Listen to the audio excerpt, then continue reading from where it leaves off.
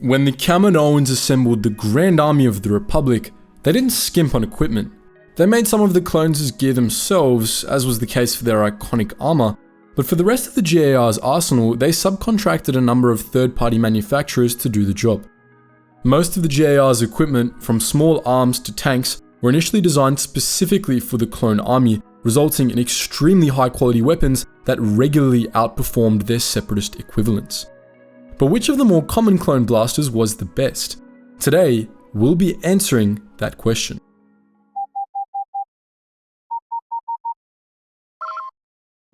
Attention, Sergeant on deck!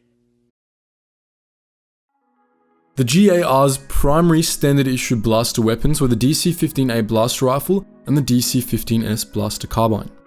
Both were extremely powerful weapons that were usually loaded with specially ionized Tabana gas, which gave their blaster bolts a blue color and gave their wielders an added edge against droids.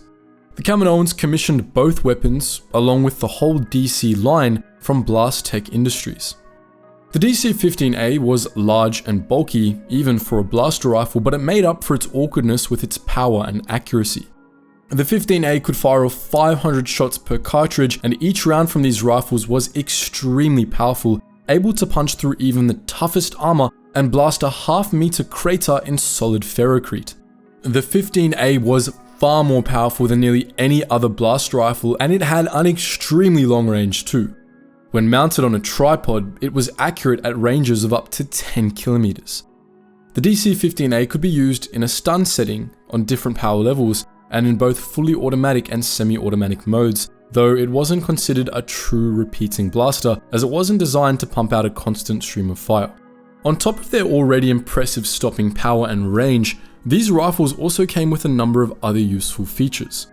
The DC-15A featured a built-in grappling hook and electronic rangefinders that could be remotely linked to a clone trooper's helmet HUD, greatly improving their aim. The DC-15A was meant to be the clones' default weapon, but as the war went on, many clones began to favor the smaller DC-15S carbine instead. The 15S was dramatically smaller and lighter than the 15A, making it much easier to carry around. It had roughly the same capacity as its larger cousin, with its Tabana cartridges typically lasting 500 shots, and like the rifle, it could operate as both a semi-automatic or fully automatic weapon. Unlike the 15A, the 15S only had two power settings, standard fire and stun, with its standard fire mode being less powerful than the DC-15A's. Its range was also dramatically less than the larger rifle. However, the DC-15S made up for its decreased range and stopping power with versatility and a higher rate of fire, and it generally handled better in sustained firefights. The DC-16S could be held like a pistol or like a rifle, and it featured a folding stock to improve accuracy. In a sense, the DC-15A could be considered equivalent to Phase 1 clone armor, while the DC-15S was more similar to Phase 2 armor. Like the original clone kit, the 15A was bulkier and more powerful, while the 15S and Phase 2 gear sacrificed some of that power for added versatility. Obviously, both blaster weapons were used concurrently throughout the war, but the parallel is interesting nonetheless. Of course, the DC-15A and the DC-15S weren't the only blasters employed by the clones. There were also specialty weapons that were made available to officers or clones with special training. Among these was the DC-15X, a dedicated sniper rifle based on the design of the DC-15A. The DC-15X has an even longer range and a much higher accuracy than its standard issue cousin, and its shots were far more powerful. However, it was exclusively semi-automatic, and it only featured 6 rounds per cartridge. This weapon was favored by clone snipers, as you might expect, but it saw little use by anyone else. A more recognizable specialty weapon was the DC-17 Hand Blaster, a blaster pistol usually reserved for ARC troopers or clone officers. Despite their small size, these weapons were classified as heavy blaster pistols, and for good reason. Their size was deceptive. The DC-17 was a devastating weapon with high stopping power. In fact, these blaster pistols were actually more powerful than the DC-15S carbine, and they also had a higher rate of fire and less recoil. They were extremely efficient weapons, and due to their small size, many clone officers used 2 of them at once for added firepower. However, The DC-17 could only fire off 50 shots per cartridge, just a tenth of what its standard issue cousins were capable of. Nonetheless, the power and utility of the DC-17 made it a favorite among officers, ARCs, and the select few regs who were allowed to use them. Other clone officers and ARC troopers made use of a heavier alternative blaster, the Westar M5 blaster rifle. These gnarly looking weapons were related to the blaster pistols used by clone progenitor Jango Fett, though they looked absolutely nothing alike. The Westar M5 was a bulky but extraordinarily powerful blaster rifle, capable of blasting through tank armor at its highest power settings, making it even more powerful than the DC-15A.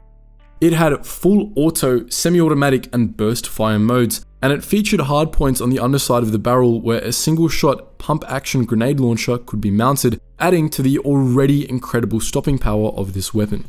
However, for all its power, the Westar M5 was somewhat hindered by its peak range of 250 meters, dramatically shorter than the DC-15As. Despite this shortcoming, it was a favorite of ARC troopers during the Clone Wars, most notably Alpha 17, and a select few non-ARCs made use of it as well.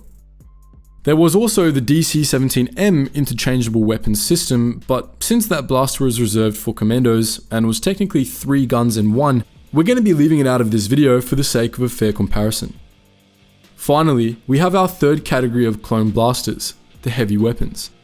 These guns were the most powerful blasters the Republic had to offer, and unlike the DC series blasters, they were produced by Merson Munitions instead of Blastech.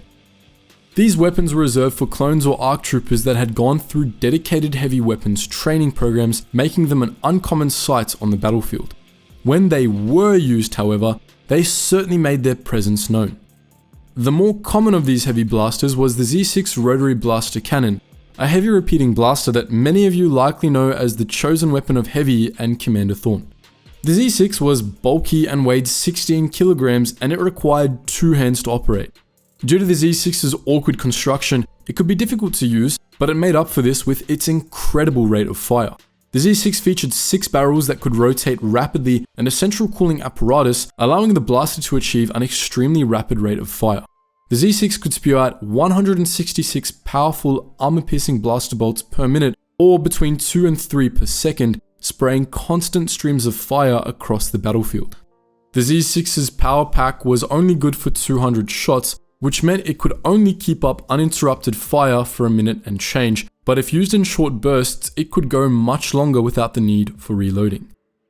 The Z6 had an optimal range of 75 meters, but if accuracy wasn't the concern and suppression was, it could be used at ranges of up to 750 meters.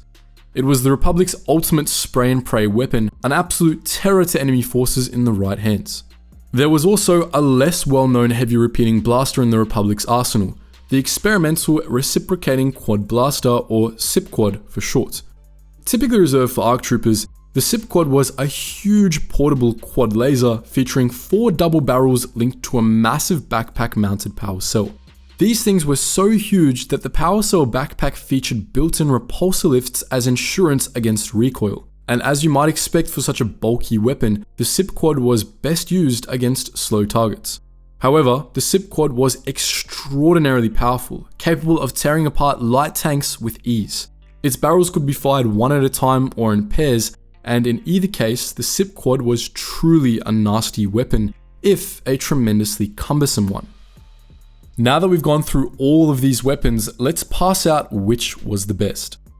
Obviously, all of these blasters had their uses and were optimized for specific situations, so we're going to be looking at all of their attributes in aggregate, weighing power, range, capacity, ease of use, and general applicability. With that out of the way, let's get onto the rankings. Despite their raw power, we're going to rank the heavy weapons at the bottom, with the SIP quad at the very bottom and the Z6 just above it. These were fearsome weapons, but they lacked general applicability and had a bunch of other drawbacks, especially in ease of use and range. They were useful in the proper contexts, but they weren't the sort of weapon you should just go for unless the conditions explicitly favor them. The same was true for the DC-15X, which ranks just above its heavier counterparts. Above the 15X ranks the Westar M5 and the DC-17, which we're going to consider tied. Both were awesome, above average weapons, but they each had a key weakness. The M5 was severely lacking in range, while the DC-17 had a low magazine capacity. The DC-15S carbine gets second place. It was by far the most versatile of all these weapons, but it just falls short, in our opinion, of the DC-15A. Despite being bulky and hard to maneuver with, the DC-15A had incredible firepower, insane range, and plenty of versatility, with numerous settings and secondary features that could prove extremely useful. Overall, we would say it was the best weapon in the Republic arsenal. But that's just our opinion. What's yours? Which of these blasters is your favorite? Feel free to let us know your thoughts in the comments section below, and as always guys, thank you so much for watching, and I hope to see you in the next video.